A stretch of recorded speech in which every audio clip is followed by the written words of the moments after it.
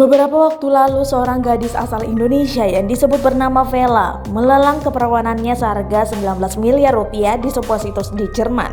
Situs tersebut adalah Cinderella Escort, sebuah agensi yang kerap melelang keperawanan.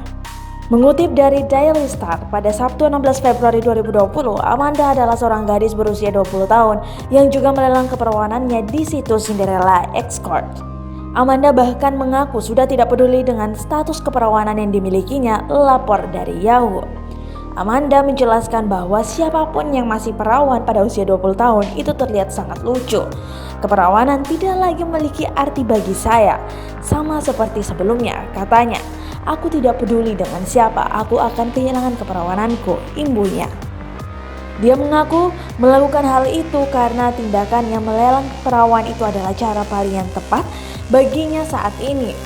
Menurutnya, keterangan pada usia 18 tahun, dia menderita luka-luka akibat kecelakaan besar yang menimpanya. Pada saat itu, dia membutuhkan banyak uang untuk keperluan medis sehingga keluarganya meminjam banyak uang.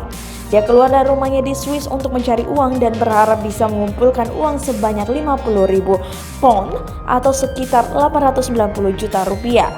Namun, tindakan yang dilakukan oleh Amanda ini justru membuat negaranya diambang kekhawatiran. Prostitusi memang legal di Swiss, namun tren perempuan yang menjual keperawanannya untuk mendapatkan uang membuatnya terjerumus pada lubang prostitusi.